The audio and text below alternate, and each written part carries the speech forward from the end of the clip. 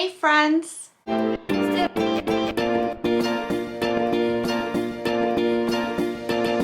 My name is Desiree, aka Momma Friendly, and I do all sorts of videos on my channel, from cooking videos to planner videos, vlogs, hauls, homeschool videos with a Disney twist, a little bit of everything. So if any of that sounds like fun to you, I hope that you'll subscribe and join me on my YouTube adventure.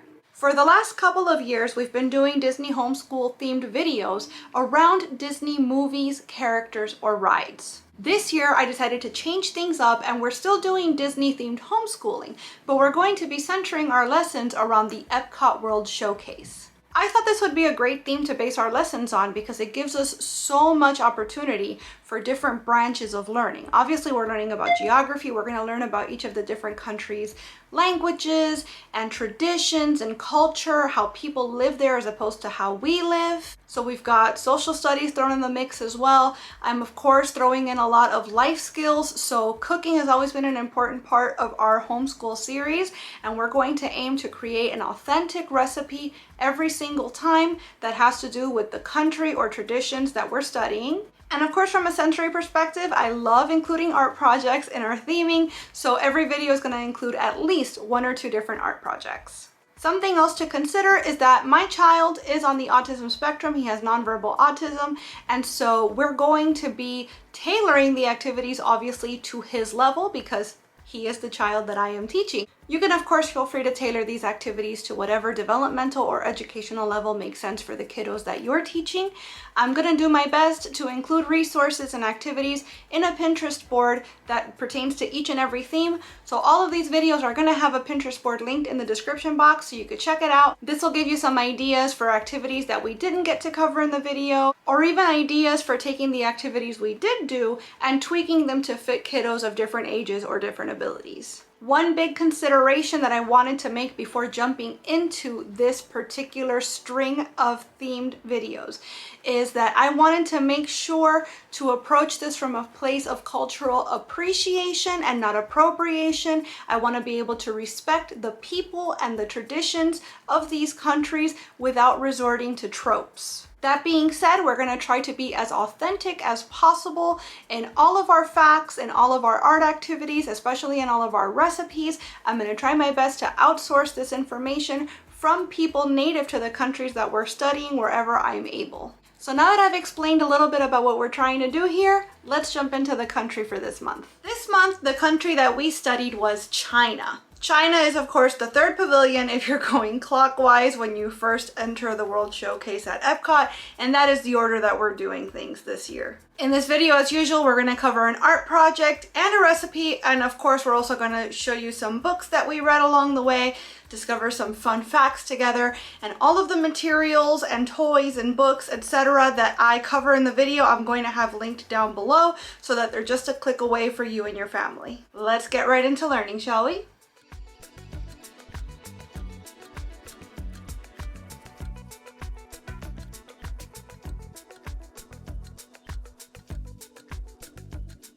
Check it out. Can you find China?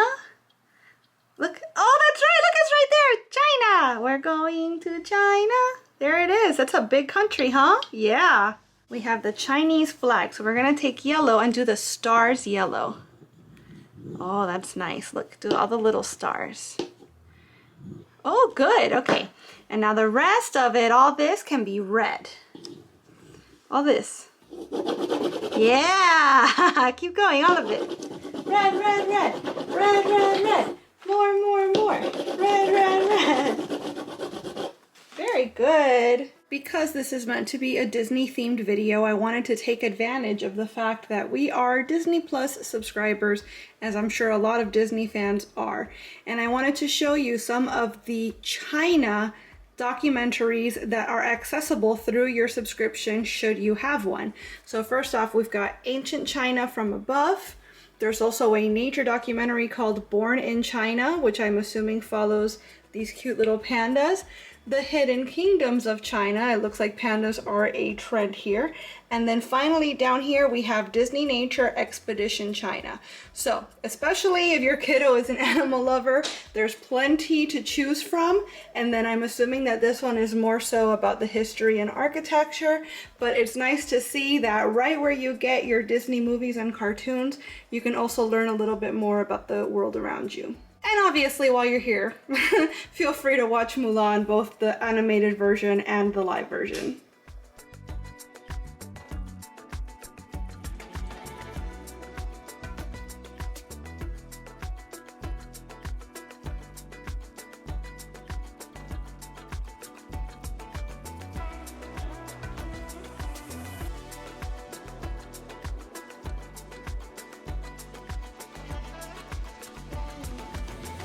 As usual, we are going to be watching the Epcot China Pavilion tour by my favorite channel for any sort of Disney sort of atmosphere and ambiance, 4K WDW. I'm going to have this video, among others, linked down below in a playlist so you can check out all the information that I found on the Epcot China Pavilion.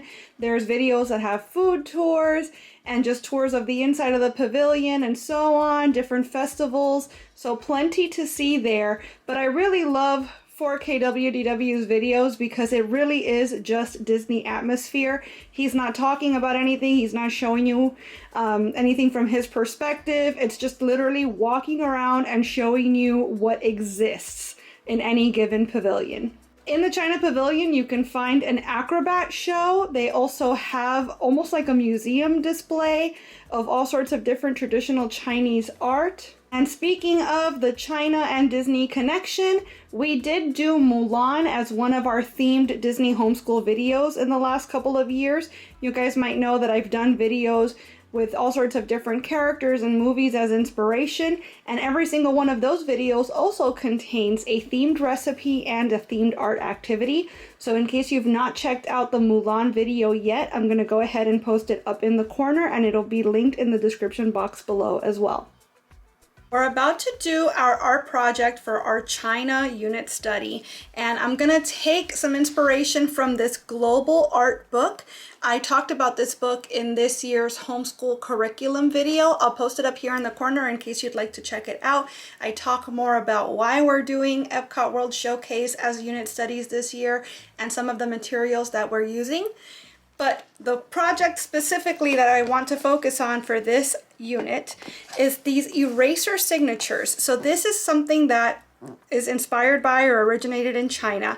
Apparently artists create initial stamps, and they use this to press their name seals onto their artworks. This has been happening since at least 600 BC. Apparently seals were sometimes stamped in clay tiles and then prints were made of them. So this is sort of like the original printing press, if you will. So rather than doing this in clay tiles, we're going to be using these sort of standard pink erasers. I'm going to have this linked down below along with the rest of our materials. So these erasers, we're also going to use paper clips that we're going to straighten out as kind of our tools. And then lastly, another thing I'm going to have linked down below are these ink pads. So the way the book suggests you do this is to take your paper clip and straighten it out and then dig basically into the eraser to put your child's name or initials. Once that's done, you can press that part of the eraser onto an ink pad and use it on paper to kind of show in a rudimentary sort of way how they used to make these clay block signatures back in the day in China. You could also use the point of a knife for older children. Obviously, I would recommend using supervision either way, but whatever works for you and your kiddos. Now, because I don't like sharing my son's private information, and that includes his name, we're probably going to end up doing a shape instead of his initials. But again, you can be creative with this and do whatever works for you. This is something that your kiddos can use to sign all of their art for the rest of the year. And I think it's a really fun way to learn about an ancient tradition.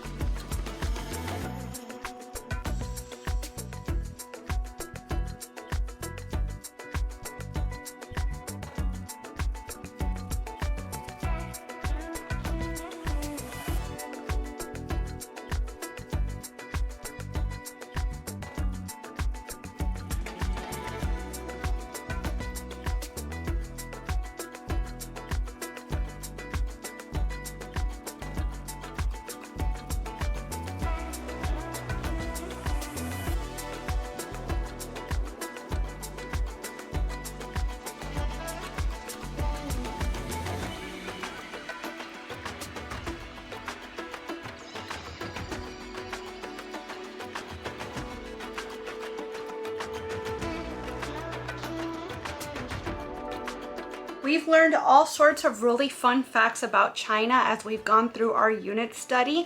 This box right here, Cultures Around the World, I talked about this in my curriculum video, which I'll post in the corner in case you haven't seen it yet. I talk about a lot of the materials that we were planning to use this year throughout the entire Epcot World Showcase studies. So a couple of the cards I have here show pictures of examples and also some facts. So for example, here we have in Chinese weddings, the bride and groom typically wear red because red stands for joy and good luck. And then it shows you kind of the traditional wedding attire. And then something else that I thought was fun, the Chinese invented tangrams, which are puzzles with 7 shapes. So it's typically just these 7 shapes, and you can supposedly fit them in all sorts of different ways, or you could even make other shapes with them, but then when it's solved, it's supposed to just fit into this square like this. My son loves tangrams, so we are going to be doing tangrams throughout this month as well, just as another kind of a way of exploring Chinese culture. Speaking of that curriculum video, this was another one of the materials that we discussed, this Children Around the World Ultimate Class Field Trip Workbook. Not every country in the World Showcase is listed in this book, but China in particular has a pretty big chapter on it, and I really think that this book is a fantastic addition to any geography curriculum, because here we've got China, it's got our capital, the official language, all sorts of facts. It shows you how to say hello, goodbye, please, thank you, and sorry in the Mandarin Chinese language, and you can count from 1 to 10 here. Then we've got all sorts of different facts, things about their traditions and their cultures, Chinese New Year or Lunar New Year, and why it's observed in their country, what it means. It's got a little bit of information of how actually it's celebrated, like the parades in the streets. It's got ideas for how you can celebrate yourself at home. We even have an example here of the Chinese zodiac, so it really gives you a lot of information to do a deep dive into the culture and traditions of any given country. We also have some craft ideas here. It's got an idea for a recipe. It's very simple because it's literally just like a cake mix, but showing you how to use cake mix to make a yin yang. So, you know, it's kind of a good jumping off point for doing an entire unit study. And as you can see here, we've also got something where you can make yourself a little postcard. You've got the flag of China so that you could color it in like we always do. Definitely highly recommend this book if you're starting out a geography curriculum for your kiddos this year. Kiddos.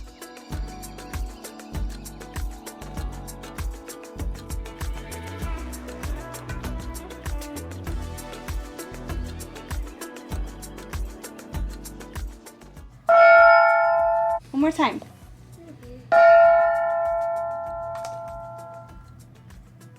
So for our Chinese inspired recipe, we're going to be making congee.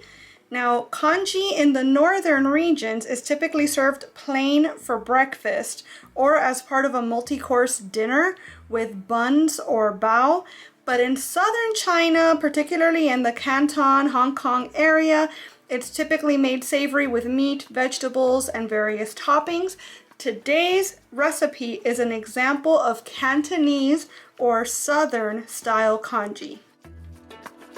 For the rice portion of it, we're gonna need 1 cup of short grain or jasmine rice uncooked, and they actually want you to freeze it the night before. So that's why mine is in a Ziploc, is because I measured out my 1 cup and froze it the night before I was going to make it. You also need 6 cups of boiling water. You can either boil it in a kettle or just bring it to boil in the pot you're gonna use. 4 dried shiitake mushrooms, rehydrated. I'm using fresh ones. And then a ½ teaspoon of salt. For the chicken, you want 1 piece of chicken breast. I'm actually using thigh meat, cut into very thin, narrow strips. So you want about 150 grams of chicken, approximately 5 ounces or so. You also want to use a teaspoon of soy sauce, a teaspoon of oyster sauce, ½ a teaspoon of rice wine. I'm using just coconut aminos because I don't have those other ingredients, and also we avoid soy typically, so I'm just using some coconut aminos in the place of all of those ingredients. Next, you want a ½ teaspoon of cornstarch. This is going to help to thicken the congee, a half teaspoon of sesame oil, very tasty, a pinch of white pepper, a pinch of salt, and a pinch of sugar. Lastly, you're gonna want a tablespoon of minced ginger. We just have some fresh ginger root here. A couple of stalks of scallions, we're gonna chop them up. And I'm going to soft boil a couple of eggs for our topping. So once you're ready to cook, we're going to put our 6 cups of water into the pot and bring it to a boil. Once the water is boiling, we're going to put in our frozen rice. We're also going to add in our salt and our mushrooms at this time. If you did use dry shiitakes, reserve the water that you used to rehydrate them and put that in there. However, whatever water you use, whatever amount, deduct it from that 6 cups so that in the end, you do have 6 cups of boiling water total. However, using that mushroom water is gonna add more flavor and umami to your broth. Once it all starts to boil again, turn down the heat to the lowest possible setting, cover it with a lid, and leave it to simmer for about 10 minutes. While you're waiting on the rice to cook, you're gonna take your very, very small chicken strips and you're gonna marinate them with all those ingredients I listed. So if you have the rice wine, if you wanna use soy sauce, if you wanna use oyster sauce, now would be the time. Like I said, I'm just using some coconut aminos here, along with our cornstarch, sesame oil, white pepper, salt, and sugar.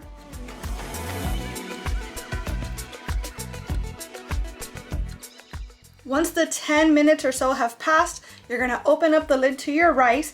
You're gonna toss in your chicken strips along with all that marinade, and you're gonna toss in your ginger as well. Stir it and let it cook for a minute. This does not seem like a very long time, and you might be concerned about the chicken staying raw. If you've cut it tiny enough, it will not happen. So just make sure your chicken is as teeny tiny as you can manage. After that 1 minute of cook time has elapsed, you're gonna go ahead and turn the heat off, but just leave the pot there to sit covered for another minute.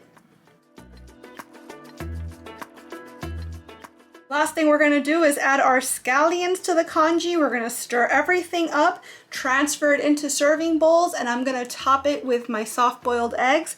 This is unlike anything I've ever had, and yet it was absolutely delicious, and I'm looking forward to adding this to our breakfast rotation.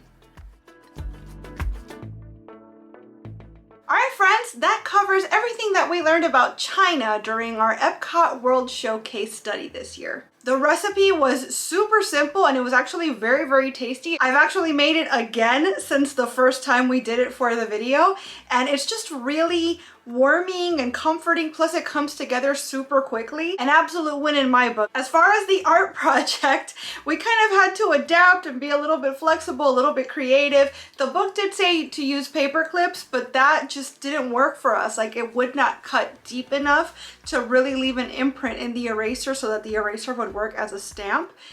Then I even tried a meat thermometer because it was sharper. That didn't work either. I could have used a knife, but I felt kind of weird about having my son use knives for something like this. I didn't want him to get the wrong idea that like knives are for playing with. So my husband actually happened to have some tools for, I guess not whittling, because whittling is with wood and this is for working with clay, but whatever the case may be, he happened to have some tools that ended up being perfect for the job. So I'm not sure exactly what they're called. I'm gonna have to ask him, but regardless, I'll have them linked down below because they really did come in clutch for this particular activity. And of course, like I said, they are meant to use with clay. We actually used clay in a previous unit study in our Mexico video. So these tools would be handy to have just the whole year round for your curriculum. And that's important because I personally don't like buying tools, etc., for something that I'm going to use once and then never again. The books that we read were super cool too. The Living in China book, we also did a similar book for Mexico. Unfortunately, there are some more books in the series, but there aren't many. I think I bought pretty much every book that they have. So there's one for Italy as well. So whenever we cover Italy, we'll be reading that book.